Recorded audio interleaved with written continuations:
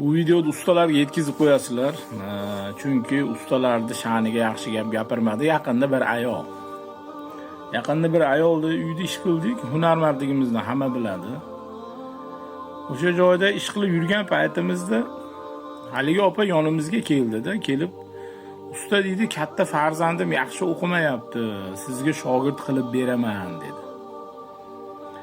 Yaxshi o'qimasa bizga shogird qilib berasizmi? Opa desam, ha dedi, yaxshi o'qimasa usta bo'ladi-da, deb shunaqa gap gapiryapti. Shunda opaga aytdim, opa dedim, yaxshi o'qimasa biz ham ishga olmaymiz dedim. Desam, nega olmaysizlar dedi. Yaxshi o'qimagan boladan usta chiqmaydi dedim. Desam, qiziq gapirdingiz, nima uchun buni deyapsiz dedi. Yaxshi o'qimaganlarda oldik dedim. Sal ozgina hunar o'rganadi, o'zi usta bo'lib chiqib ishini qilib yuribdi. Ustadan na duo oladi, na bir rozi rizochilik oladi. Biz 10 mingga qilayotgan ishimizni 7 ming, 6 mingga qilib bizni narxlarni ham tushiryapti. Pul tomonlama ham bizga ziyon beryapti. Birovlarning uyida yomon ish qilib, ustalarning sha'niga ham yaxshi gap olib bermayapti bular. Ana shuning uchun dedim, o'qimaganlarni biz ham ishga olmaymiz.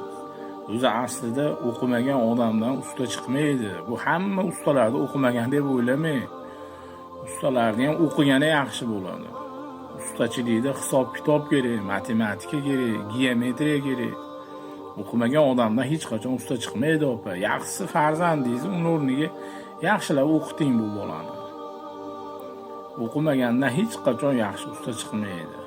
Bu siz o'sha o'tirgan baland qavatli imoratlaringizni ham o'sha o'qimagan deb o'ylagan ustalaringiz qilgan.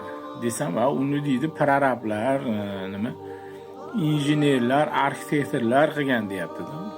Prorab, injener, arxitektorlarni biror marta bir paqirda loy ko'tarib, yo bo'lmasa g'ish ko'tarib yurganini ko'rganmisiz desam, yo'q dedi, ular chiroyli kiyinib yuradi. Yo'q deydi, ha to'g'ri, ular chiroyli kiyinib yuradi, g'ish ko'tarmaydi, loy ko'tarmaydi.